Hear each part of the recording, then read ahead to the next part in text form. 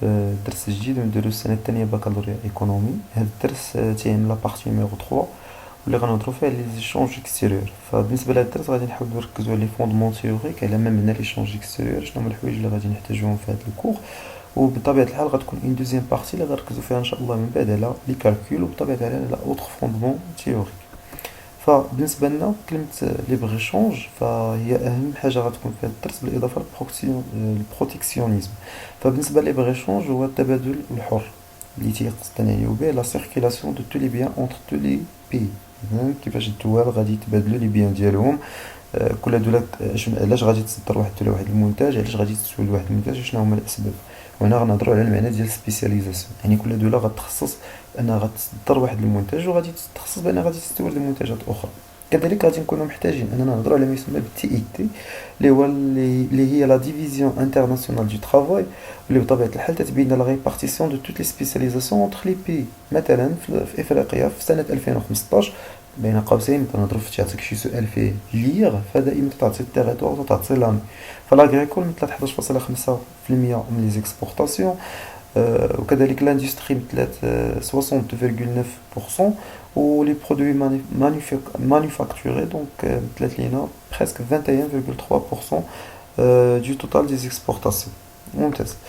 الوغ علاش غتكون ليبر ايشونج؟ بطبيعه الحال ما كايناش شي دوله عندها اكتفاء ذاتي، اذا كل دوله محتاجه للدول الاخرى. لذلك تنقولوا اول غيزون، لا بروميير غيزون اوكان بي ني اوتو سيفيزون، يعني كل بلاد ما عندهاش كاع الموارد، ما عندهاش كاع ما يكفي من اليد العامله في واحد التخصص، ما عندهاش جميع التطور في مختلف الجهات، ما عندهاش جميع المعادن. اذا هذا تيلزم علينا بانه خص الدول انها تبادل فيما بيناتها ويكون عندهم تبادل تجاري، بمبدا انه كل واحد محتاج للاخر في مجال معين. كذلك حاجه اخرى، نوفو ديبوشي نوفو كليون. هذا التبادل التجاري تيخلي الشركات الوطنيه في واحد التيريتوار انها تخرج من فقط، ما تبقاش فقط عندها النشاط غير المجال ديالها او في البلاد ديالها، فتيمكن لها انها تمشي لما هو ابعد وتلقى دي نوفو ديبوشي، فرص جديده، اي دي نوفو كليون. وهذا اللي تيوقع مثلا السيارات، فمثلا تلقاو عندنا سوزوكي، وتلقاو عندنا رونو، وتلقاو عندنا فولكس فاغن. دونك هادو الدول الاخرى هي اللي تتصيفط هاد الامور، لانها فات الاكتفاء الذاتي في هذا المجال فقط في بلادها، ولكن اعطت لهذه الشركات فرص جديده بانها تصدر المنتج ديالها خارج البلاد. من اهم الاسباب ايضا تاع لي بريشونج سي مينيميزي لو كو. ممكن ان واحد الدوله تصدر واحد المنتج او تقادو، ولكن غيتقام عليها غالي في بلادها، ولكن الا استوردته من بلاصه اخرى تيمكن ان لو كو يصبح رخص. اذا هنا كاينه امكانيه ديال ان لو كو يكون رخيص لعده اسباب. مثلا نعتبروا مثلا الصين تكون عندهم اليد العامله باقل ثمن، اذا يمكن انهم ينتجوا التكلفه بطبيعه الحال مادام اليد العامله رخيصه، دونك التكلفه تصبح رخيصه. اذا ممكن انهم ينتجوا مجموعه ديال المنتجات بثمن اقل مقارنه مع الدول الاخرى اللي تكون في اوروبا. اذا هنا ما يمكنش نهضروا على ليبر ايشونج الا هضرنا على سكون ابل لا ليبر كونكورونس. لا ليبر كونكورونس هي المنافسه الحره. المنافسه بطبيعه الحال عكس ملي تيكون عندنا فقط المونوبول، ولا ملي تيكون عندنا واحد هو اللي تيبيع، فمن المنافسه تتلزم علينا نترسنا اثمنه منطقيه، والشيء اللي تيؤدي الى لا ريدكسيون دي بري دو فونت. اذا مادام كاينه منافسه فكل شيء غادي يفكر يعطي ثمن منطقي بناء على التكلفه. اذا اول حاجه في ليبر ايشونج لا ريدكسيون دو بري دو فونت. ثاني حاجه لا لوكاسيون اوبتيمال دي ريسورس دو برودكسيون. هذه ثاني حاجه خصنا نكونوا عارفينها، يعني احسن استغلال الموارد ديال الانتاج. ثم الجانب الثالث لو ديناميزم دو لاباراي برودكتيف، يعني تتولي الآلية الإنتاجية ديما خدامة، لأنه ما تبقاش فقط كي قلنا من قبل أنه تولي فرص جديدة كليان جداد، تولي عندنا أهداف ديال أنه ديما تنفكرو كيفاش أننا نقصو من اللوكو من التكلفة، دونك تولي الأمور كتر. ثم انسيتاسيون دو لا موتيفاسيون à l'innovation بطبيعة الحال، يعني تولي عندنا واحد المحفز و كيما نقولوا الابتكار، وتولي عندنا أفكار جديدة. اذا هنا غنهضروا على ثلاثه لي فوندمون تيوريك ضروريين ديال ادم سميث ابخي بالنسبه لريكاردو. فادم سميث ابخي ريكاردو ابخي الاش او اس. الوغ الا رجعنا لادم سميث فتيهضرنا على لي زافونتاج ابسولي. ادم سميث خدم الامور بطريقه بسيطه، قال لك بانه الدوله تتخصص في البرودكسيون ديال لي بيان اللي تيطيحوا عليها رخيص. فواحد الدولة عندها مثلا واحد المين، واحد المعدن كاين عندها في بلادها، فبطبيعة الحال غادي تنتجو بواحد الثمن اللي هو رخيص. عندها اليد العاملة تخدم بواحد الثمن قليل، فبطبيعة الحال يمكن انها تنتج منتج بتكلفة اقل في التيسيو ولا في اي دومين اخر مثلا. وبطبيعة الحال الدولة تتشوف الا كان عندها واحد المنتج اللي بيتقام عليها غالي في بلادها، فهي من الافضل انها دير ليه لامبورطاسيون الا كانت التكلفة غتصبح رخيصة. من بعد جا دافيد ريكاردو اللي هو تلميذ نيت ديال ادم سميث، هو يدير واحد الحاجه سميتها لي زافونتاج غولاتيف. اش قال ريكاردو؟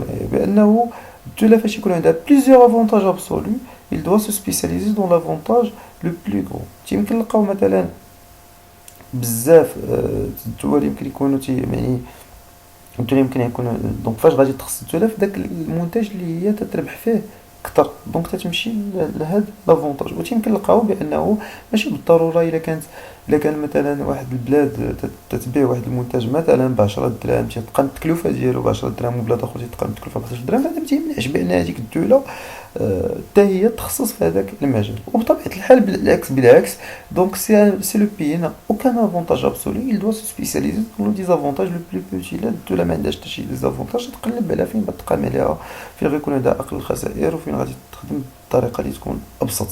هذا عندنا التيوريم ديال اش او اس، وهنا تنهضروا على ثلاثه ديال لي زيكونوميست اللي تجمعوا وعطاونا بانه ماشي فقط هذوك لي فاكتور اللي هضرنا لي زافونتاج ابسولي ولا لي زافونتاج غولاتيف، مي تيكون عندنا دوطخ كومون بو دير فاكتور دو برودكسيون الى اصل اساسهم كاين الكابيتال الريسورس و بلي تار. سي بيان. اذا الى دزنا دابا لي ليميت، الوغ هاد لا ليبر دونك لو ليبر ايشونج ولا لا ليبر كونكورونس اشنا هما الحوايج اللي غتكون ما غتنفعناش فيهم، فهي ما غادي تكون محدوده ملي تكون عندنا اون اندستري دون لونفونس، واحد لاندستري يلاه باديه، واحد الدوله ناميه ويلاه بدات في واحد الصناعه، فما غاديش تقدر تحمي راسها في هذا المجال. يعني لي نوفو بي كي شيرش اون بلاص دون لو كوميرس انترناسيونال غيكونوا محدودين فاش غتكون ليبر ديشونج، لان دوك الدول اللي كبار فغيكونوا تيتحكموا في الكوت، يكونوا تيتحكموا في المارش. عندنا كذلك سكون ابيل سبيسياليزاسيون انيغال، يعني كاينين دول اللي متخصصين في واحد لاكتيفيتي ولا في واحد البرودوي اللي ما بقى، ولا واحد لا برودكسيون بصفه عامه اللي ما بقاتش غاديه مع لا طوندونس دو لا دوموند مونديال. شركه ولا تنتج واحد الصناعه اللي ما بقاتش مطلوبه متخصصه ولكن ما يمكنلهاش تنفع، دونك هنا تندخلوا في سبيسياليزاسيون انيغال. وعاد عندنا سكون ابيل لا كوميرس دو سيميليتود. هنا مثلا جوج الدول تيبيعوا لراسهم نفس المساله، مثلا فرنسا مع المانيا، ففرنسا تتبيع لالمانيا رونو والمانيا تتبيع لفرنسا فولكسفاغن، وهادو بجوجهم تيبيعوا السيارات لبعضياتهم. الوغ هنا اون بو اشتي فوندر لي ميم برودوي افيك لي ميم بي. مزيان. هضرنا على ليبر ايشونج اللي هو تيحفز ان الدول تبادل. كاين العكس ديالو، كاين واحد السياسه اخرى تنقولوها هي اش هي بروتيكسيونيزم، ان الدوله تقول لك الحمايه بتحمي الاقتصاد الداخلي، دونك فافوريزي لي زاكتيفيتي ناسيونال اي بيناليزي لا كونكورونس اترونجير، يعني اننا تنقولوا بغينا نحميو الشركات الداخليه. اذا كيفاش يجوز هذا البروتيكسيونيزم؟ الوغ كاين فيه بزاف لي فورم، بزاف الاشكال. يعني الدوله عندها شركات وطنيه، حيت كاين بزاف الاسباب اللي خصنا نعرفوهم. الا دخلوا شركات اللي على برا فهذا يقدر يأثر على الاقتصاد الوطني وعلى الشركات الوطنيه، وبالتالي على الانتاج، ويقدر يوليو مشاكل بحال الشوماج وبزاف ديال الموازع اخرى اللي تكون اكبر. اذا اش يديروا الدول؟ تيديروا سكون ابل لي باغيير تاريفيير، بمعنى ان الدوله تتسير الديوانه تطلعها. مثلا تكون طوموبيل تتسوى واحد الثمن على برا، تدخل هاد الطوموبيل للمغرب تكون الديوانه طالعه، باش هكا الا كان المغرب مثلا تينتج واحد السياره او تيزيد التركيب ديال السياره في المغرب، تيقدر انه يحمي ديك الصناعه ديالو ويبيعها بثمن اللي هو مقبول باش انه يخلي هذوك الشركات اللي خدامين. اذا هنا اول حاجه لي باغيير طاريفيير تاع الديوان. دونك انت معروف بانه فاش تدخل شي حاجه، دونك الديوانه يمكن تكون بعض المرات تتسوى نفس الثمن ديال المنتج اللي داخل. عندنا لي باغيير نون طاريفيير، كاينين دوطخ باغيير اللي هما نون طاريفيير. بحالاش؟ بحال الكوطا دامبورطاسيون، تيقول لك بانه لي زامبورطاسيون خصنا نديروهم بواحد الحد معين ما نفوتوش، واحد القدر ديال لي زامبورطاسيون هو اللي ممكن اننا ندخلوه. هنا قانون قوانين في بزاف المجالات تيتسموا لي كونتينيون. الوغ لي كونتينيون دونك تيجيو بهذا الشكل. ثاني حاجه لي باغيير تكنيك، تنضد له تقول لك بانه حنا تنفرضوا واحد لا نورم دو كاليتي ايسو مثلا، وخصنا هذا المنتج اللي بيدخل السوق الوطني يحترم هذا المعيار ويحترم هذا المعيار ويحترم مجموعة المعايير مثلا فيها السلامة فيها بزاف د الحوايج. دونك كاين سكون ابيل لي باغيير تكنيك. اذا هنا يمكن نحبسوا شويه ونحميو المنتج الوطني، بمعنى المنتج اللي جاي من على برا بهذا الثمن راه ما تيتناسب. مثلا الا هضرنا على لي شارجور اللي هما تيأثروا على السلامه، مثلا لي شارجور تيكونوا رخاص بواحد الثمن رخيص تيجيونا من الصين مثلا، فتلقى بان البلاد تدير هاد لي باغيير وتتعطي بانه راه خصو يحترم مجموعه لي نورم دو كاليتي، وبطبيعه الحال تيمكن مصادره هذوك المنتجات بشكل كبير. كذلك عندنا سكون ابل لي باغيير ادمينستراتيف، يعني كاينين دي فورماليتي ادمينستراتيف طوال اللي تيخليو بان هذيك الشركه خصها تسنى مده طويله.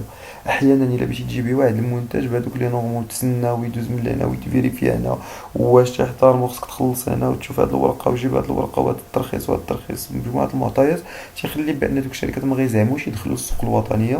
وهذه اون اوتر باغيير اللي هي ماشي الفلوس، ولكن سي اون باغيير اللي هي نون طاريفيير اللي تتخلي تتحمي اكثر المنتج الوطني وتتخلي المستهلك تيفضل انه يشد منتج وطني. مثلا الا شريتيه من علي اكسبريس فتيخصك تسنى واحد 45 يوم باش يوصل عندك المنتج. هذا مثال. هذا عندنا لا ريستريكسيون فولونتير دي ديكسبورطاسيون. وفي نفس الوقت عندنا لي سيبفونسيون اكسبورطاسيون. اش نقصدو بسيبفونسيون؟ هو ان الدوله تتدعم الشركات الوطنيه باش هي تبدا تنتج على برا. دونك دعم لهذوك الشركات باش حتى هي تقدر انها تنافس وتقوى وتقدر انها تنافس حتى الشركات الاجنبيه اللي يمكن تدخل للمارج. هذا عندنا لا بروتيكسيونيزم مونيتير، يعني الحمايه الماليه maintenir la parité de la monnaie nationale à un cours artificiellement bas. يعني انه تتحاول ديك المقاربه السعر ديال العمله الوطنيه ديما تنحاولوا نخليوه هابط باش هكا نشجعوا مجموعه المعطيات. واحيانا كاين بزاف د الحوايج، مثلا كاين سكون ابل دوطاسيون اي كوميرس، يعني الا بغيت تشري من لي سيت على برا فتكون عندك واحد المونطون ديال 10000 درهم ما خصكش تفوتو محدد من طرف بنك المغرب. كاين بزاف ديال لي دوطاسيون اللي تيدخلوا في هذا الجانب ديال لا بروتيكسيونيزم مونيتير. فوالا. اذا ندوزو الفوندمون تيوريك. دونك شكون هما هاد لا بوليتيك وهاد لا تيوري؟ فهو فريدريش ليست اللي هو الماني اللي كان في العصر النازي. فبطبيعة الحال تيعطينا واحد المطاب بسيط تيقولك بأنه protectionnisme permet la construction d'avantages comparatifs dans certaines industries naissantes qui n'ont pas encore les moyens de soutenir la concurrence. إذا تيقولك بأن راه الحمائيات تخلينا نعاونو الشركات الوطنية اللي يلاه عاد بداو وتيخلينا باش ندعموهم مقارنة مع شركات أجنبية. كذلك دونك الفكرة والنتيجة اللي خص يوصلها فريدريش ليست في لا تيوري ديالو هو أننا خصنا نحميو الشركات الوطنية والصناعات الوطنية باش أنها تواجه لا concurrence internationale. Donc l'État doit donc protéger les industries qui ne peuvent pas affronter la concurrence internationale. مزيان.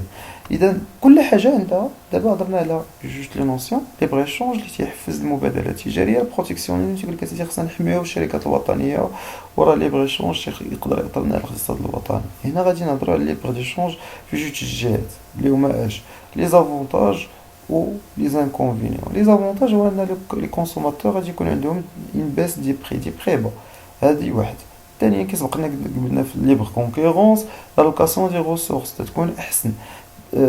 كذلك تطلع لا كرواسونس ايكونوميك، فرص جديده لي ديبوشي والانوفاسيون، هادو كلهم دي زافونتاج. ولكن لانكونفينيون ديكلان دو سيغتان سيكتور اللي هما سيرتو ديال بعض الشركات الصغيره اللي ما قدرتش على المنافسه، والشركات يمكن تكون وطنيه. الشيء اللي يخلي بان ما غاديش تقدر، الشيء اللي غيخليها غتسد، والشيء اللي غيعطينا انا غادي تليبيري السالاري ديالها، والشيء اللي غادي يعطينا في نفس الوقت لو شوماج. كاين مشكل اخر هو لو كو سوسيال اللي هضرنا عليه مرتبط بلو ديكلان دو سيغتان سيكتور، يعني الكو سوسيال الجانب الاجتماعي اللي يقدر انت كي قلنا انه لا بوفرتي ولا الشركات اللي ما غاديش، الناس اللي غيخرجوا اون شوماج حيت الشركات ما بقاش قادره تنافس. كذلك ريسك دو رالونتيسمون دو لا كرواسونس، كيف ما قلنا انه يقدر يعطينا لا كرواسونس ايكونوميك الا قدرات الشركات انها تواجه في ليبر ديشونج، ولكن الا ما قدراتش فهو غيتحول انه غادي ينقص من وتيره النمو الاقتصادي، لان الشركات الوطنيه ما غاديش تبقى تنتج والبي اي بي غيهبط.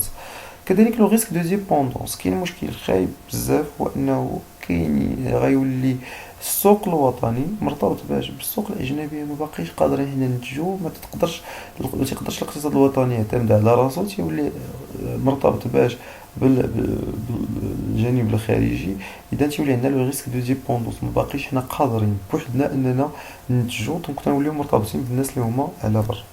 سي بون. الوغ انا هضرنا على ليبر ايشونج شنو هما لي زافونتاج. البروتيكسيونيزم حتى هو في نفس الوقت، حتى هما لي دو نوسيون اللي فهمناهم مزيان غيعنيونا في بزاف د الاسئله في الوطني، سواء في لا ليكتور، سواء في ليكسبليكاسيون، سواء في في إليستري، سواء في ديجاجي، في بزاف د الاسئله من هاد النوع. دونك غادي نتهناو عليهم، ولا غيخليك عندك واحد الباكاج اللي تعرف مبدئيا اشنا هما لي زافونتاج ديال ليبر ايشونج، تقلب عليه فقط في لو دوكيمون اللي عطاك اشنا هو لافونتاج اللي تحت. وهذا غنحاولوا نشوفوا ان شاء الله ملي نبداو نخدموا على بعد الامتحانات الوطنيه. الوغ لي زافونتاج اللي غيكونوا عندنا في البروتيكسيونيزم: بريزيرفاسيون دومبلوا. هضرنا على انه الكو سوسيال تيكون في كوم انكونفينيون تاع لي بريشونج. هنا بالعكس البروتيكسيونيزم فديك الشركه واخا ما قدرش نفس الشركات الاجنبيه فهي تنحميوها ما تنسمحوش انهم نديرو دي باغيير كيما قلنا، سواء طاريفيير سواء مونيتير سواء نون طاريفيير. ملي تنحميو الشركات الوطنيه فبطبيعه الحال دوك الناس اللي خدامين حتى هما تيبقاو محميين وتيبقاو عايشين. دونك حتى لو كو سوسيال ما تكونش بهاد لو كا. كذلك سوتيان لو بوفوار داشا، فتنحاولوا ما امكن نتحكموا في الثمن اللي غادي نبغيو، والقدرة الشرائية تكون مقبولة بالنسبة للاقتصاد الوطني اللي متيكونش مرتبط بالاقتصاد الخارجي. ثم amélioration de la compétitivité nationale. دونك تتولي منافسة وطنية بين الشركات، وكل شركة تتنافس باش تاخد بلاصتها في السوق الوطني، خصوصا انه هاد الشركات ما عندهمش منافسة خارجية، دونك تبقى فقط المنافسة على المستوى الداخلي. وجانب اخر اللي تتنقص المبادلة التجارية، ستادير ما تيبقاوش لي زيكسبورتاسيون والامبورطاسيون، فداك الديفيسي كوميرسيال ما تيكونش كبير وتيولي ناقص الا ما قلنا انه يمكن ينعدم بهذا الشكل. يعني لان ما كاينينش مبادلات، ما كاينينش لي زيكسبورتاسيون لي زامبورطاسيون باش ما نقصناهم، فبطبيعه الحال حتى لو ديفيسي كوميرسيال ما غيكونش. الانكونفينيون هنا غادي نهضروا على اول انكونفينيون اللي هو فاكتور دانفلاسيون. ممكن تولي تحكم ودوك الشركات ملي غتكون واحد الشركه ومحميه ناسيونالمون تيمكن لها تطلع الثمن كيف ما بغات، يقدر يعطينا فاكتور دانفلاسيون. بيرت دو بيان، ما تيبقاش هذاك المستهلك اللي هو داخل في البلاد انه يختار، فعنده هذاك المنتج اللي ديال ديك الشركات الوطنيه وغادي يشري بهذاك الثمن. بار كونطر الا كان لي بغي شونج فهو تيختار من بزاف د المنتجات وتولي عنده اختيار بين الجوده. اذا هنا بيرت دو بيان بالعكس في لي بغي شونج يكون عنده بزاف ديال المعطيات. وهذا المثال تشوف مثلا الشركات اللي تيدخلوا من تركيا، من فرنسا، من اي دوله اخرى، من الصين، تيخليونا باننا نختاروا من بين مجموعه المنتجات. كذلك موا الوكاسيون ديال ريسورس. دونك انت دير بروتيكسيونيزم تيولي شويه تعكس بالنسبه للشركات لان محميه، ما كاينش منافسه اجنبيه، دونك ما تتحاولش تطور بزاف، دونك ما تستغلش الموارد ديالها بشكل اكثر. عاد ريستريكسيون لا كونكورونس يكون اقتصار كما سبقنا وقلنا ديال المنافسه فقط من بين الشركات الوطنيه، وتعطينا غالونتيسمون د لا كروسونس ايكونوميك. انا ما تيبقاش لينوفاسيون، ما تيبقاش القدره على الانتاج بشكل اكبر. Voilà, je vous remercie, bonne chance et à la prochaine Inch'Allah, la deuxième partie, اللي غنهضروا فيها على les formes de calcul.